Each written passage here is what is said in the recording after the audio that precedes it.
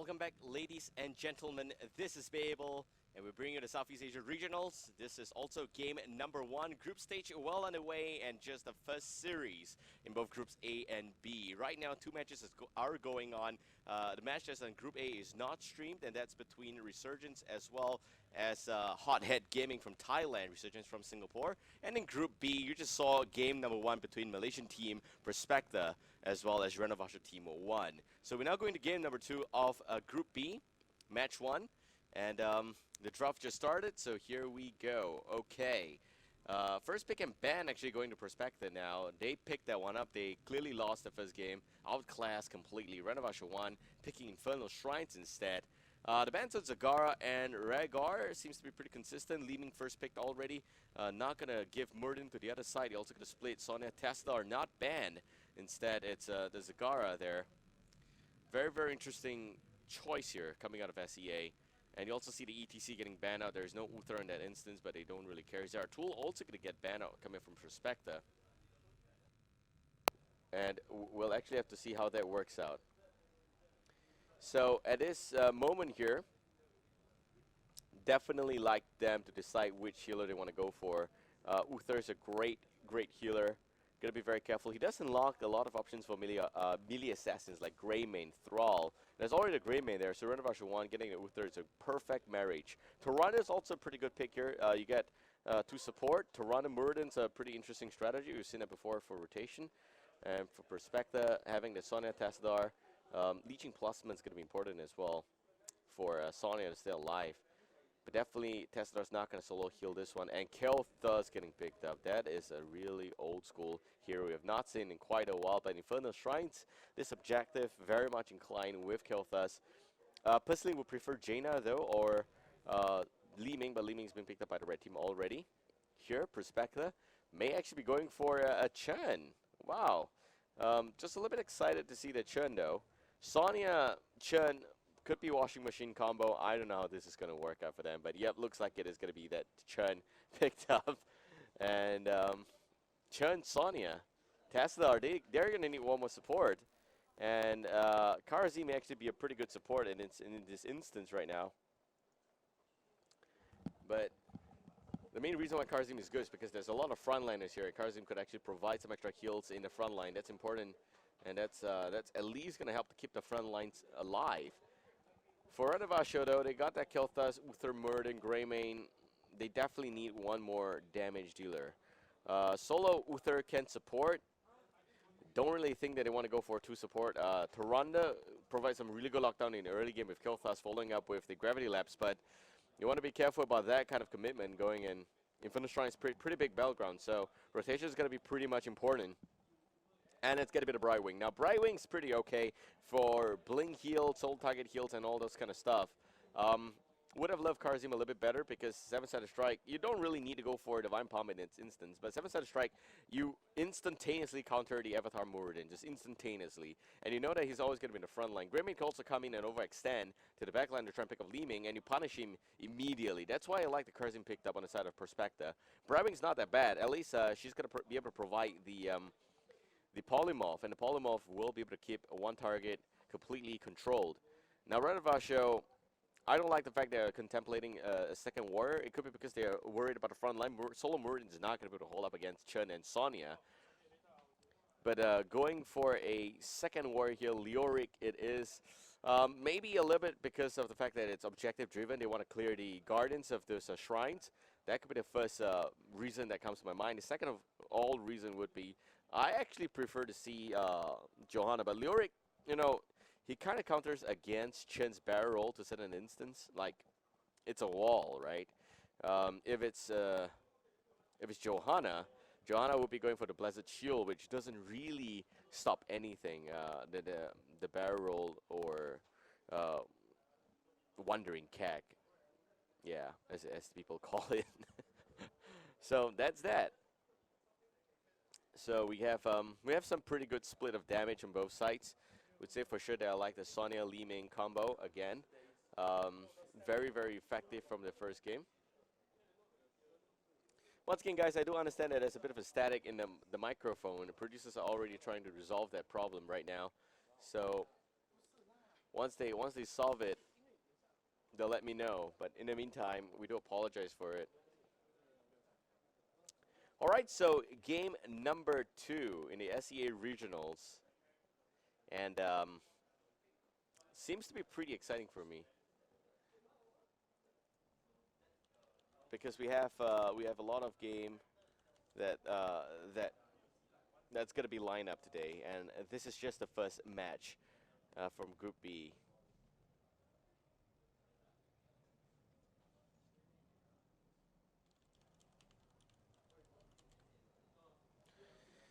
Okay, so just so you guys know the seating so far, we have got Renovatio 1 from the Philippines, the Filipino team, um, coming from the top seed, and Prospector Malaysia coming in from the second seed. So these are teams in Group B, and in Group A, we got 4 other teams. I think it's actually Resurgence and Feng Fei K Gaming. You also have Hothead Gaming there. And last but not least, Renovatio 2. All right, the game is almost starting here, going into the lobby already. Um, Pretty tricky position for Renovatio to be in because they really need that late game spike for damage. So early game, don't really expect Renovatio to do much. Would definitely give the early game advantage to Prospector for that instance. Like they got that Sonya, they got 2 very good warriors for the early game. And definitely a lot of better heals in form of shield. Uther's not that good in the early stage. Post 10 is where Divine Shield's got to really shine through. And solo war against solo support against 2 support. Tesla Brightwing's probably gonna have a slightly better time in the early game. So late game, post level 16 is where you will see Renovatio being placed in a really good spot. That's for some very, very simple reasons. There, Renovatio, they have got that concentrated blast from Greymane. They've also got the Arcane Barrier up on Kel'Thas. I don't know what kind of a build this is. I would love to see Fury of the Sunwell, but I know that most pros still want to stick to the Chain Bomb build. So Chain Bomb at level 13, Arcane Barrier level 16, and Uther with the Benediction. Those are really important spike. Level 16 is really important here for the blue team. All right, so ladies and gentlemen, going to game number 2 right now. Coming from the blue side is the Filipino team, Renovatio 1. Misery Pro going to be playing as the Kel'Thas. We also got Haha playing as the Muradin, as well as Stronger onto Uther. Hiskoa on the Greymane, last but not least VYY playing as the Leoric. And on the red team, it's Prospector from Malaysia. FZFZ onto the Chen Exist now. Gonna actually be playing as, Fably Wobbly on the Sonic Exist onto the Brightwing. And we also got Daily Fat Man playing as the Tesla, last but not least, MNGPK onto Liming. And as you can see, an online tournament here, some latency problem. They are actually going to try and rejoin the game following a relog. So Prospector has been around the scene for a bit. I think just a couple of months, 2 to 3 months. They just had a roster change 3 weeks before their nationals, and this is the new lineup. Most of the players here, like Exist and Daily Fat Man used to be from Salt Gaming. So I think Fably Wobbly as well. FZFZ and MNGPK, those are the only 2 that's never been on Salt before. And Salt used to be the best Malaysian team. So they are now here in the second seed. They did not win their national final. FFKG actually won that one. And FFKG is also a very interesting lineup. But they are actually in Group A for FFKG. So waiting for the updates from Group A, if there's any. All right, so Resurgence just won the first game 1-0 in Group A. And the opponent's Hothead Gaming is in the same spot as Prospector right here. So Group B, Game 2, we're now going into the game directly. Infernal Shrines it is. In terms of fulfilling objectives, I like the fact that Sonya is going to be able to provide an early game advantage, at least with Liming's Arcane Up. Although Arcane Up's probably not going to be able to achieve much in the Shrine phase. But here we go, already going directly to the various locations, and it seems like Renovatio's going to set up shop in the mid lane.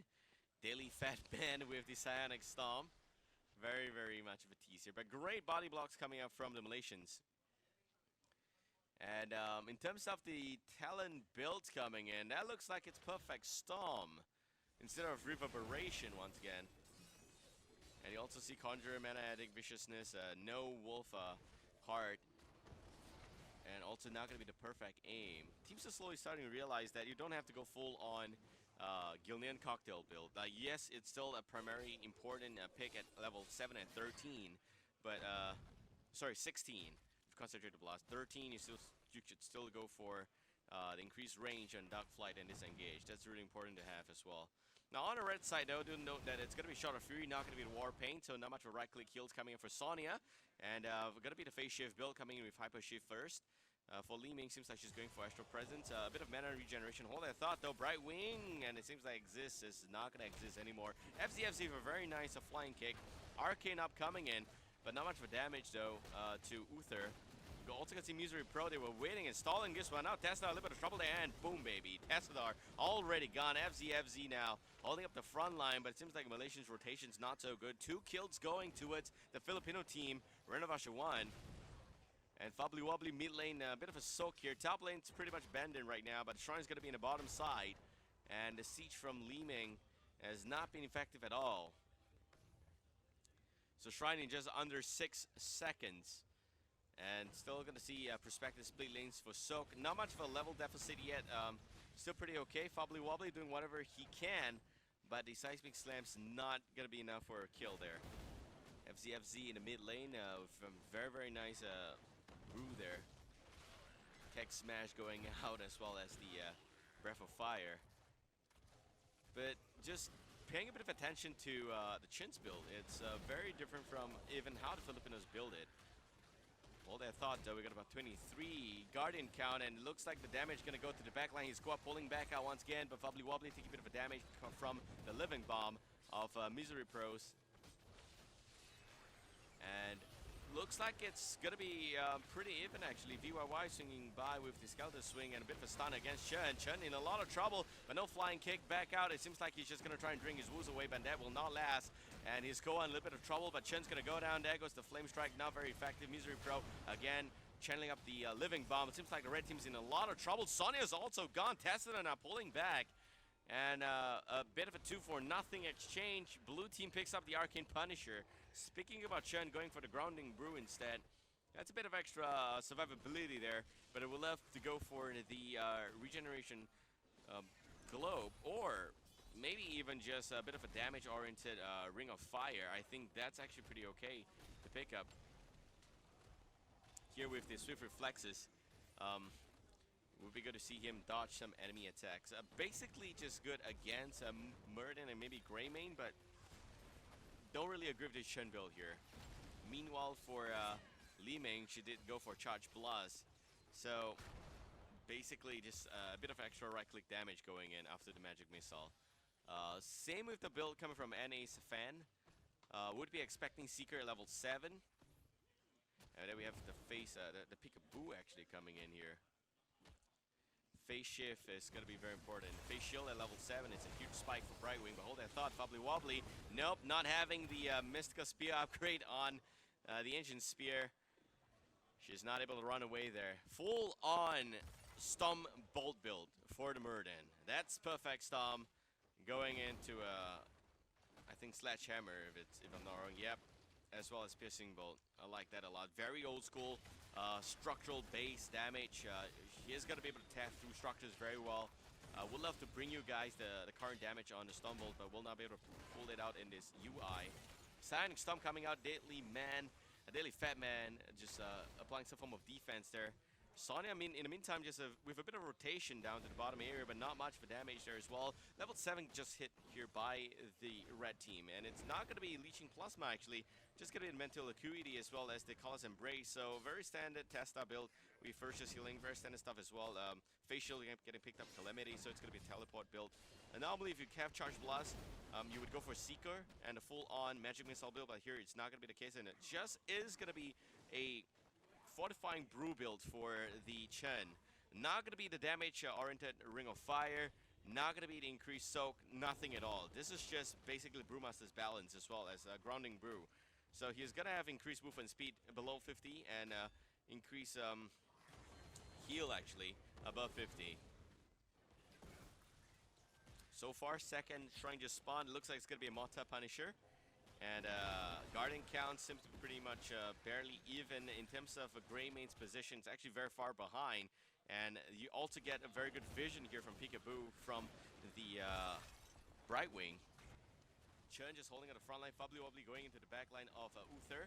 FZ taking a bit of a damage already. VYY with his Skeleton Swing, not very effective, but seems like Greymane still trying to have a piece of the Chun. Not going to get it, though. Chun still holding up the front line pretty well. 12 against 8 right now. Tassadar taking a lot of damage from that nice Flame Strike. Very nicely done, but level 10 just hit it by the blue team. Very much guaranteed that it is going to be a blue Immortal once again. Red team did its best, but unfortunately there, Flame Strike connected, and Tassadar just dropped too low.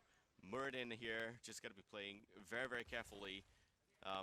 They have the level advantage, 2-level lead. The Malaysians now not in a good spot for Prospector. Ren 1. Remember, if they win this one here, they will walk out of this match with 2 points lead, as well as a 2-point map differential, as well as 3 points lead in this group. So far, cannot really say that I agree with the Chen build here, but I mean, probably wants to just stay alive. That's fine. And there's Old Scene Renewal as well coming up for Leoric. Full-on tank it is with Heart and Bones. Not going to be the lingering apparition. Much of the Black King also getting picked up. Hold that thought though. Gravity Lab's not connecting. Nice polymorph on the Muradin. He's going to be okay for now. And you also see that the damage against Punisher is going through, but seems like the force is going to go down for sure, and there's nothing much that the red team can do in this instance. They're also deciding to split Soak though. That's going to buy them some time. But still not level 10 yet, cannot take a fight. And Punisher finally going to go down. Top lane though, Sonic going to have to be very, very careful. Rotation from Renovatio one's already in place. Muradin can just go in for a nice stun. It would be a kill, but there you see Sonya with a bit of a pot back. Will be fine using the Hearthstone. Bottom lane though, Chun against Greymane. Don't think it's going to go anywhere.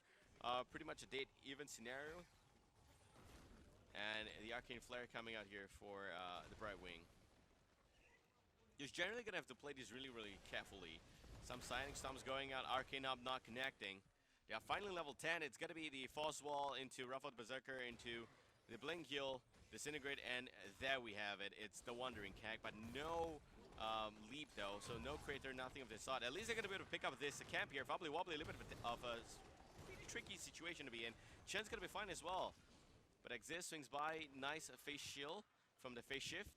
And they will not be going down anytime soon. Level 12 against 11 right now. And hold that thought, seems like Haha's in a bit of trouble. Muradin now to getting bursted down by the Arcane up, but it pops the Avatar, could be fine. Misery Pro from the back line, not doing some just answers going out there, but Chen now taking a lot of damage and a burst, instantaneously taking down the Fat Panda. And Haha now giving chase. Seems like Tassadar does not have prescience yet. Now level 13 pops the Dimensional Shift. Will still be going down. Also going to use the extra face shield there, but will go down at the end. Still 2 men down on that part.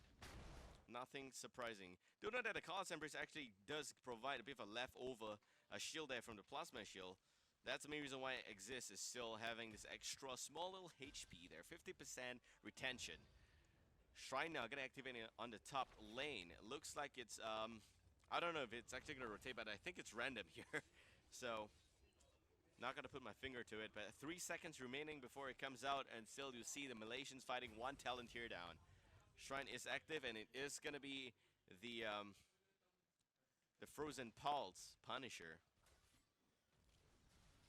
Okay, so we will also witness the Burning Rage as well as the Crushing Hope from Leoric. That does extra 10%. Very, very nice pickup there. Shrink Ray, Chain Bomb, Running Wall, nothing too special. They're also just going for full-on greed here because they can afford this. They decide to pick up this Fallen Shaman camp, which is really good to have as well. VRY soloing the Guardians there, not much for trouble for him. This is Leoric. We're talking about the Skeleton Swing being very effective mechanic for the objective of this battleground. You see him just doing those right-click damage against those Guardians before using the swing to pick it off. Meanwhile, though, they're trying to get as much value as possible, which is why they're trying to take down this fort. The red team going for the bottom fort because they want to get level 13 first before they pick a fight. So far, no kills from the red team yet. Muradin with bottom lane rotation. Got to be very careful here. 3 members of the red team in his vicinity. Haha just goes in like that. Flying kick without that pressure point will not be able to slow down this Muradin. Still 32, and they are not going for a 3 versus 1. Are you kidding me? One Murden, and he is able to force out the disengage from the red team. They're all just trying to pull back right now. Fobbly Wobbly may be able to pick a fight here. Murden against Sonya. He pops Avatar, no stun at that instant, so this fight's going to be split pretty much even. Stumbolt does go down, but it's a 1v1, and the game is on. Murden will be okay. Fobbly Wobbly using the mount there, will be able to pull back up. Much of Black King from VYY in the meantime does not connect. And FZFZ dropping great pick up there by the Greymane going, but a bit of overextension. The Divine Shield also being forced out just to keep the Greymane alive. And you still don't see these two warriors. They're still having a piece of each other. Fobbly Wobbly misses the Ancient Spear. Haha now in the meantime, getting that third win heal back up, and a stun coming in. And Brightwing does not save the teammate. The Punisher still takes down the keep on top. And what a play it is from Mirrodin. Great plays there by Haha. Sonya should have known that there is no way he could drag this out. Absolutely no way.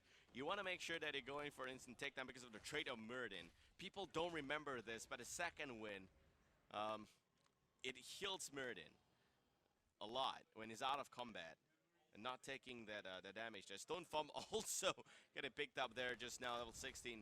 That was hit. Arcane Barrier, Concentrated Blast, Benediction, and Imposing Presence. So far, level 16 against 14, Ren 1 in a really good spot. This is the team that wants to qualify out of Group B in the top spot. But right now, it seems like they are just focused with getting their 3-point lead. It's going to be up to Prospector to at least try and get one map point here. So, tricky position for them to be, but if they can at least get this game, they will be in a slightly better spot instead of being in a really bad spot facing possible elimination there. So here you have the Kastros getting picked up once again by the blue team. And they still have that talent lead, so they can still pick this fight here. Seems like Prospector is being forced on the back seat, and there's nothing they can really do. They're trying to soak up the lane, but all three lanes somewhat pushed out. Brightwing does have the split soak ability, but that's not being really put to good use here against 9 kill deficit. So it's a bit of a trouble here for Prospector to work with regardless. Shrine now going to be activated once again. This is the mid lane. It could be the game-ending moment. Got to be very careful about it. Level 16 needs to be hit by Prospector regardless. And for Ren 1, they're just very comfortably going for the Shrine. Would definitely love to see them split the lanes and soak it up because they want to get level 20 before this Punisher spawns here. Mirrodin in the meantime gets dismounted by a right click from Tessadar. Nice false wall, but she still has that Dwarf Toss and will be okay. Shrine now going to be activated. It's also the Arcane Punisher, so it's a little bit of a tricky position here for Red Team to be in. This is the Punisher that does the most damage to structures and heroes combined. Mirrodin in the back line. Oh, 2 versus, actually 4 versus 1 here. Mirrodin taking a lot of damage now. Dovta is going to be on cooldown for the next few seconds, but he pops the Avatar, going to be fine. Stronger also going to be able to heal him up a little bit with double benediction there on the Holy Light. And it's going to be okay. He's going to try and pull back once again. Still no heals there. You see the Wandering Cat in the background trying to zone out the kill thrust. There goes the Divine Shield. And Mirrodin's still going to be fine. He needs to disengage to just pop his trait right now. Lyric swings by a little bit too slow, but lands the Drain Hope only on the Chun. Red Team pulls back once again, not able to do much there. And still see the 2-level lead. No kills in that fight there. Top lane, we do see 2 catapults as well as the Fallen Shaman pushing down the lane here. 3 now. Red Team's going to have to defend this area, but they at least get a level 16, and it's going to be the Dimensional Warp as well as the Nerfs of Steel. And going to have to check this one because the icons are still similar. Greater Polymorph it is. And Diamond Skin for Li Ming, and on this side, Pressurized Point, finally. So 90% slow from Chen. Hoping for a lockdown. Arcane up does go down, but no Wandering Cat for Chen. He's going to have to play this really, really safe. He has no escape mechanic. You see Li Ming in the backline disintegrate, but Chen's definitely the first target to go down. Also going to see the much of the Black King coming out his squad, taking a lot of burst damage from the Arcane up, but it's still going to be Arcane Punisher going to the blue team. Sonya does go down, exists now, trying to pull back out, but very low, and will go down. Tessadar in a lot of a bad spot now. You see the Greymane going in, and Tessadar with the Prescience popping already, lands that Plasma Shield, but still going to be a kill, and 3 men down on the red team. Malaysians now not looking good at all. 4 men, make it 4. Chen's the last sole surviving member now from Prospector, and it does not look good at all. The Filipino team, Ren 1, may be able to close out the series right here. This is going to be game. He does have Wandering Kag, but that's not going to buy him 12 seconds for Sonya, and will definitely not buy him 25 seconds for the whole team to come back out. You see the Wandering Kag's not at level 20, so he does not have the movement speed buff. But Chen, man, just holding it out, taking whatever punishment he can take, but the game will still go down, and Ren 1 will win this matchup here in Group B.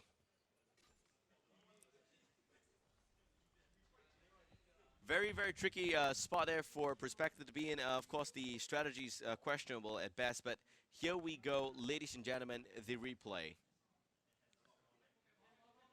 If you look at his replay here, you can see that they were level 16, but Chen was taking way too much damage, does not have Wandering Kag, is not really doing much. Solo Uther just healing up so well, and Misery Pro popping the Arcane Barrier. Great Arcane up coming out from Li Ming, but to little effect there. Did not kill anyone, exists, and that's where the fight went down. Very unfortunate, but they just don't have the damage. Sonya in the front line, not doing enough. Chen surviving there, but Sonya did go down. At the end, it's just the fact that there's a lot of bursts coming up from Greymane. Greymane did such a good job. He scored 41,000 damage. MVP of this game right here. All right, we're now going for a very short break, and we'll be back again with the next match. I'm trying to get information, though, on who it's going to be. But once I get that, I'll share with you in... hold that thought. Okay, so the next match, guys, it's going to be exciting.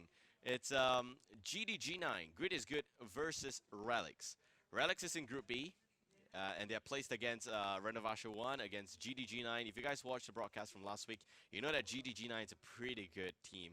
Grid is Good 9999 representing Thailand up against Relics representing Singapore. We'll be back shortly, so sit tight, stay tuned, and don't go anywhere. And here we go. It's going to be Thornwood Vine. Hold that thought, though, from the back line. Murr going in. No mosh pit, but it connects on two. Already the stun going in against the Uther. That's a killed Scarecrow now in front, a little bit out of spot. But we also can see the Veshdog flying in with a fantastic Mighty Gust in front. And it looks like the Ancestral goes down. Mer's still going to be alive. Veshdog gets punished. Heart will go down. The fight still spilling both ways. It is a 2-for-1 exchange in favor for Relics. Somehow they were able to win that fight.